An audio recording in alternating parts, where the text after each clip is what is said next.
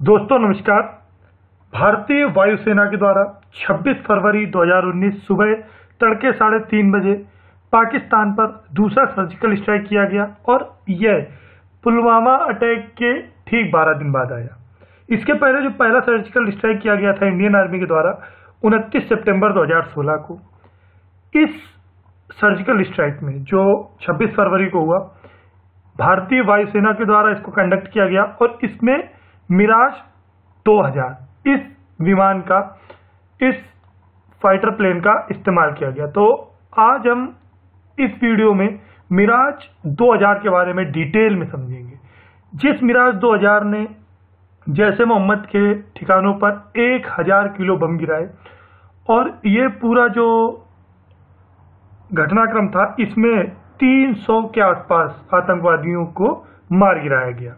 तो आज हम जानेंगे कि मिराज 2000 क्या है और इसके बारे में एक एक पॉइंट हम डिटेल में समझेंगे। तो चलिए शुरू करते हैं आज का वीडियो।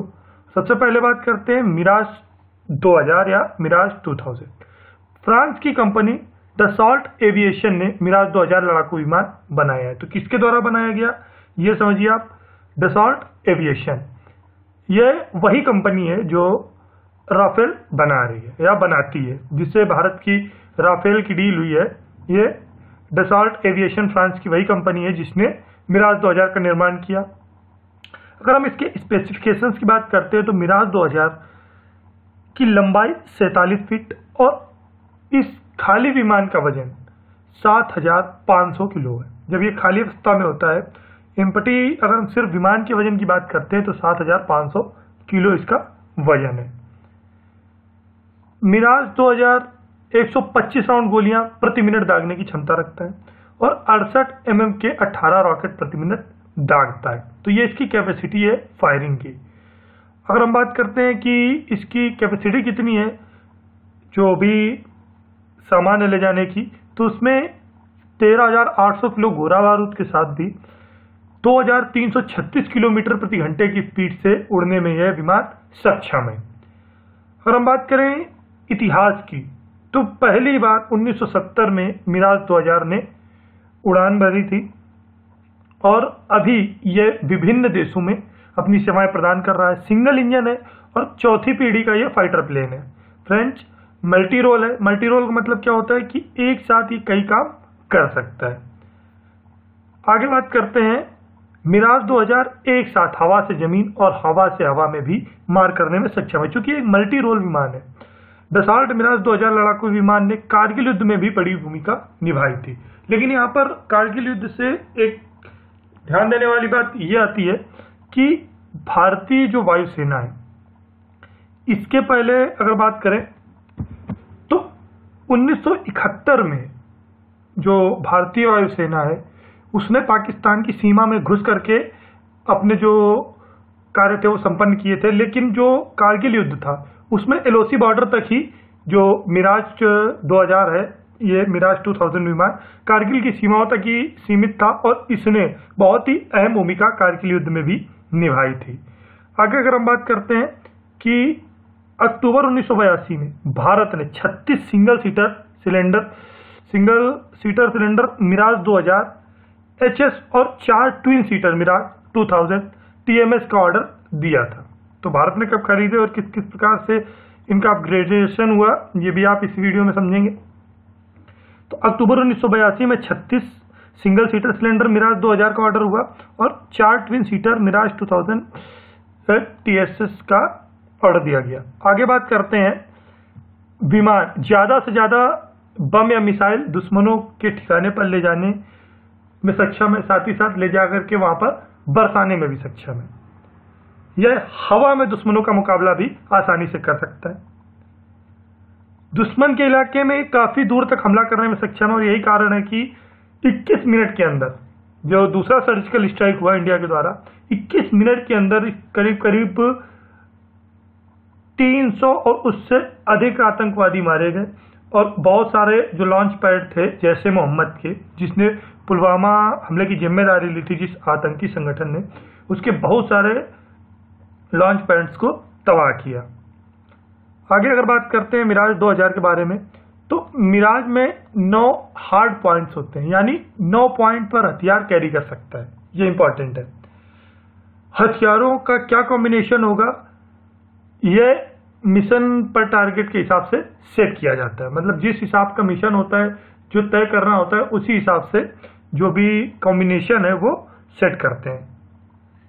80 के दशक में जैसे अभी हमने बात की कि 1982 में इसको शामिल किया गया था, तो उसी में यहाँ भी वही चीज का जिक्र किया गया है कि 80 के दशक में इंडियन एयरफोर्स के बेड़े में इसको शामिल किया गया। मिराज इंडियन एयरफोर्स के अलावा फ्रांस, यूएई, चीन के एयरफोर्स बेड़े में भी शामिल है। मिराज स्मार्ट वेपन भी नष्ट करने में सक्षम है और इसका जो निशाना है वो एकदम सटीक रहता है। 16 फरवरी को एयरफोर्स ने पोखरण में जो वायु शक्ति एक्सरसाइज हुआ था, उसके दौरान अपनी क्षमताओं का प्रदर्शन भी किया था। अन्य क्षमताओं की अगर हम बात करते हैं तो मिराज 2000 चौथी जनरेशन का मल्टी रोल सिंगल इंजन लड़ाकू विमान है। पहली उड़ान 1970 में आयोजित हुई और लगभग ये 9 देशों में अपनी सेवाएं दे रहा है। साल 2009 तक लगभग 600 से अधिक मिराज 2000 दुनिया भर में सेवारत है। तो ये दुनिया भर के 9 देशों में अपनी सेवाएं प्रदान कर रहा है कंटिन्यू। भारतीय वायुसेना द्वारा संचालित लगभग 51 मिराज 2000 के एक बड़े जो बेड़े की बात करें हम, जिसमें 51 मिराज 2000 है, उन्नत करने के लिए फ्रांस से $1.9 बिलियन का समझौता किया गया और बहुत सारे मिराज 2000 को अपग्रेड किया जा चुका है और जो बचे हुए उनको अपग्रेड किया जा रहा है। अन्य क्षमताओं में जून 2011 में यह घोषणा की गई कि सुरक्षा पर कैबिनेट समिति ने भारतीय वायुसेना के मिराज 2000 के उन्नयन पर विचार करना संभव समझा और उसके बाद ये समझौता किया गया था। हाईएस्ट स्पीड की अगर हम बात करते हैं तो 2495 किलोमीटर प्रति घंटा है इसकी। दुनिया भर के सबसे ताकतवर फाइटर जेट्स की अगर बात करते हैं तो मिराज 2000 10वें नंबर पर आता है, तो बहुत ही ज्यादा इसका इंपॉर्टेंस है। मिराज 2000 लगभग 1400 किलोमीटर से ज्यादा दूरी तक के दुश्मनों के ठिकानों को आसानी से निशाना बना सकता है। कारगिल का जो ऑपरेशन था सफेद सागर, उसमें भी मिराज 2000 का इस्तेमाल किया गया था। हालांकि उस समय यह अपग्रेड नहीं था और इसने बम बांधने और बम गिराने की टेक्निक को एक काइजन एक्टिविटी के तहत यूज किया था। काइजन एक्टिविटी जिसमें किसी भी चीज को नए तरीके से पेश किया जाता है। तो उस समय जिस प्रकार से अभी जो पाकिस्तान पर सर्जिकल स्ट्राइक 2 हुई है, जिस प्रकार से बम गिराए हैं, वो टेक्निक विकसित नहीं थी मिराज 2000 में, लेकिन फिर भी इसने कारगिल युद्ध में बम बरसाने में पूरी सहायता प्रदान की थी। अन्य टेक्नोलॉजीज की बात करते हैं तो स्पेक्ट्रा सिस्टम जो है मिराज 2000 का, वो बहुत ही इंपॉर्टेंट है। इसका जो स्पेक्ट्रा सिस्टम है वो दसा कंपनी ने तैयार किया और पूरी तरह से ऑटोमेटिक इलेक्ट्रॉनिक सिक्योरिटी सिस्टम है। उदाहरण के लिए अगर देखते हैं कि दुश्मन का सिस्टम विमान के सिग्नल को पकड़ लेता है तो हवा के माध्यम से आगे सूचना देता है, तो स्पेक्ट्रा सिस्टम इसको झांसा दे करके बच सकता है। तो ये बहुत ही ज्यादा एडवांस स्पेक्ट्रा सिस्टम है। अन्य इसकी हम एक्टिविटीज की अगर बात करें या इसके एडवांस टेक्निक्स की बात करें तो स्पेक्ट्रा सिस्टम दुनिया भर में जो दुश्मन होते हैं, मान लीजिए, उनके पास तुरंत मैसेज भेजता है कि कोई विमान डिटेक्ट नहीं हुआ है। इससे क्या होता है कि जो दुश्मन है, जो विमान की जानकारी कलेक्ट कर रहे हैं, वो धोखा खा जाते हैं और बहुत ही आसानी से मिराज 2000 दुश्मन की नजरों से बचकर निकल जाता है। अन्य अगर बात करें तो मिराज 2000 400 मीटर या इससे कम लंबे रनवे को उपयुक्त करने में सक्षम है। मतलब अगर जरूरत पड़े तो ये छोटे से रनवे से भी टेक ऑफ और लैंडिंग करने में सहायक है, सक्षम है और यही इसको स्पेशल बनाता है। विमान की कुल कीमत का 30% इसके सिक्योरिटी सिस्टम पर लगाया गया है और यही इसको खास बनाता है। इसकी स्कैनिंग रेंज 145 किलोमीटर है, जो अन्य किसी लड़ाकू विमान की तुलना में थोड़ी कम है। हालांकि ये इसकी एक डिमेरिट है, लेकिन ये मैटर नहीं करती है। ये एक साथ 2 लक्ष्य को निशाना बना सकता है। स्पेक्ट्रा सिस्टम के माध्यम से दुश्मनों के रडार से बचने में सहायक है।